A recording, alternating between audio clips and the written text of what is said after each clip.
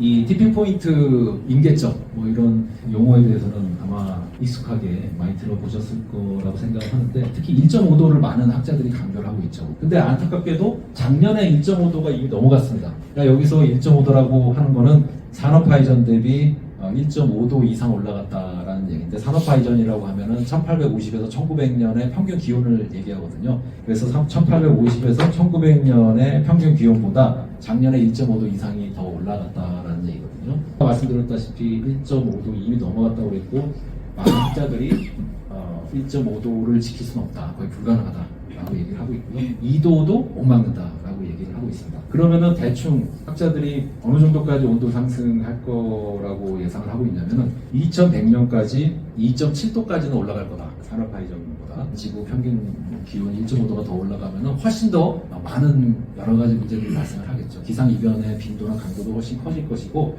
자연재해의 강도도 커지고 여러 가지 문제가 발생을 할 텐데, 그래도 3도 이내로 막으면은 뭐 AI든 과학기술의 발전을 통해서 어떻게든지 적응해서 살 수 있을 것이다 라고, 어떤 시즌에는 가뭄하고 산불 막 일어났는데 그 다음 시즌이 되니까 또 폭우랑 홍수 피해, 그래서 폭우랑 홍수랑 가뭄이랑 산불이 막 번갈아 가면서 과거보다 훨씬 더 강도가 큰 상태로 일어나고 있는데, 그거를 복합위기라고 그러고, 또 그 과정이 너무 극단적으로 왔다 갔다 하기 때문에 이걸 우리가 클라이밋 위플래시라고 표현을 합니다. 그래서 그럼 왜 클라이밋 위플래시 현상이 점점 강화되고 있느냐, 왜 기후 급변, 이상 기후 현상이 더 심하게 일어나고 있느냐, 뭐 이것도 상식적으로 다 아시는 내용일 텐데, 온도가 높아지기 전에는 이렇게 대기의 스펀지가 크기가 작았다는 얘기죠. 그 스펀지가 작다는 얘기는 그만큼 증발량이 적다는 얘기고, 온도가 낮으니까 증발량이 적은 것이고요. 그러니까 가뭄 피해가 덜 일어나겠죠. 그리고 스펀지가 작으니까 여기서 그 응결이 돼가지고 구름이 만들어지고 비가 내려도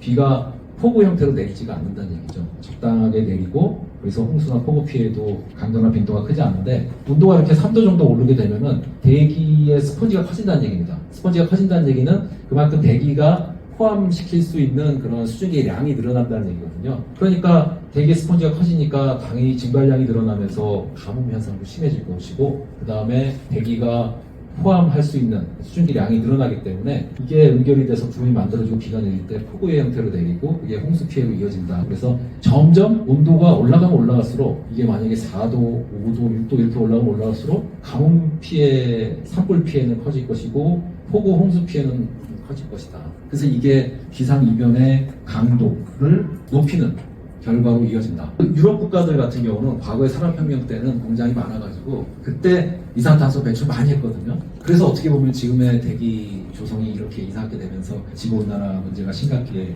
된 건데, 이 사람들이 공장들을 저개발국이나 개발도상국에 다 이전을 했죠. 공장들이 다 이전을 해가지고 주로 뭐 동남아시아나 남아메리카나 아프리카나 이런 쪽에 공장들이 막 이제 늘어나고 있는데, 이 유럽 사람들은 자기네들은 공장이 줄어들어가지고 이산화탄소 배출량이 많지가 않은 거예요. 근데 그 대신 수입을 많이 하죠. 이런 동남아시아나 아프리카나 남아메리카나 남아시아나 이런 지역의 공장에서 만든 그런 물품들을 막 수입해가지고 막 마음껏 씁니다. 중국 같은 나라도 그렇고 인도 같은 나라도 그런 것인데, 그런 나라들한테 탄소 배출량 줄여라 이렇게 얘기를 하면 듣질 않죠. 일단 그 사람들은 유럽 나라들 수준만큼 올라간 다음에 그때부터 생각해보겠다 라고 얘기를 하는 거죠. 그럼 이게 문제가 해결될 그 여지가 안 보이는 거죠. 바로 탄소 배출의 외주화라는 것이거든요. 탄소 배출의 외주화 문제, 이런 식으로 얘기를 하는데, 탄소 배출만 선진국에서 일으키고 있는 문제가 아니고 또 환경 오염의 외주화 문제도 선진국에서 많이 일으키고 있습니다. 이 생태계의 문제 같은 경우는 지구 생태계 회복력에는 한계가 있는데 우리가 그걸 인식하지 못하고 있죠. 아마존 우림도 아주 빠르게 훼손이 되고 있고, 적도 태평양 산호초도 굉장히 빠르게 폐사 높아지고 있는데, 아마존 우림 지역 같은 경우는 사실은 2100년 정도 되면은 아마존 우림이 다 사라질 거라 예측도 나오고 있어요.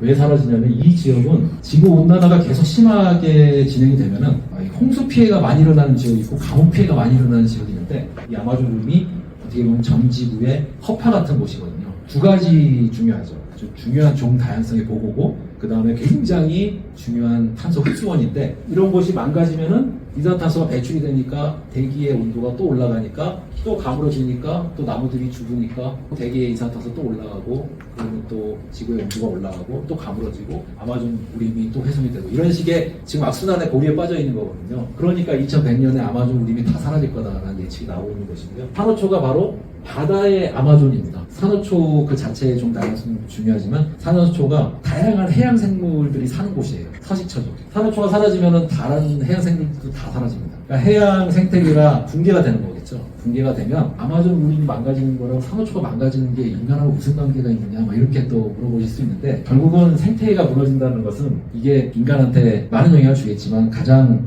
핵심적인 그 문제는 식량 문제입니다. 식량 위기. 생태계가 무너지는 순간 식량 위기가 올 가능성이 굉장히 높아요. 결국 뭐 우리도 봄철만 되면은 꿀벌이 줄어들고 있고 그래서 작물의 수분이 잘 안 돼가지고 식량 생산에 문제가 생기고 있고 뭐 이런 얘기 계속 하잖아요. 만약에 바다에서 산호초가 사라지게 되면 어떤 문제가 발생할 수 있냐면은 산호초가 굉장히 중요한 바다 생태계의 일부이기 때문에 여기가 만약에 무너지게 되면은 전체 태평양의 이 생태계가 막 흔들릴 수가 있거든요. 우리 인간들이 바다에서 얻는 식량이란 굉장히 많죠. 그러니까 바다에서 얻고 있는 식량이 많은데 그 식량의 그런 생산량이 확 감소할 수가 있습니다. 그래서 우리가 이렇게 멀리 떨어져 있는 태평양의 산호초나 아마존 우리랑 별개의 것이 아니다. 여기가 문제가 생기면은 직접적으로 전 세계 모든 사람한테 영향을 줄 수 있다라고 생각을 해야 된다는 것이죠. 그러니까 우리나라 한반도도 지금 사막으로 변한다라는 얘기인데 여기서 사람들이 식량을 생산할 수 없기 때문에 충분한 식량을 생산할 수 없기 때문에 결국 다른 지역에서 식량을 수입해 와야 된다는 얘기죠.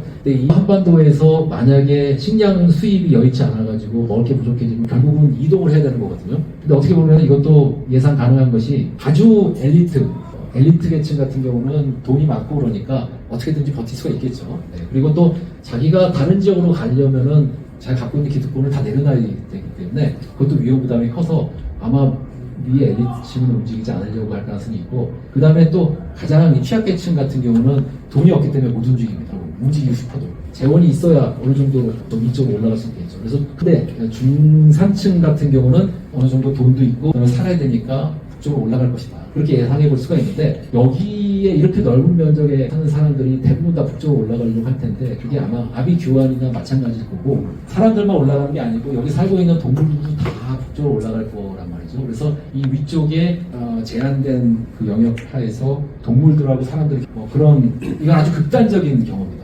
산업화 예전대비 4도 이상 올라가는 것이니까 이렇게 될 경우에 사람하고 다른 동물들이 자원을 두고 경쟁하는 그런 상황이 될 거고 결국은 지금까지는 잘 사느냐 못 사느냐의 문제였다. 미래에 4도 이상 올라가게 되면은 사느냐 죽느냐 문제가 되는 것이죠. 아까 말씀드렸다시피 2100년까지 2.7도까지 올라간다고 했으니까 결국은 인간이 산호초 없는 세상에 살 가능성이 굉장히 높아지고 있습니다. 2100년이라고 하면은 먼 미래같이 느껴지실지 몰라도 아주 먼 미래가 아닌 것이 지금 1925년이니까 올해 태어난 애가 75세 되는 해거든요.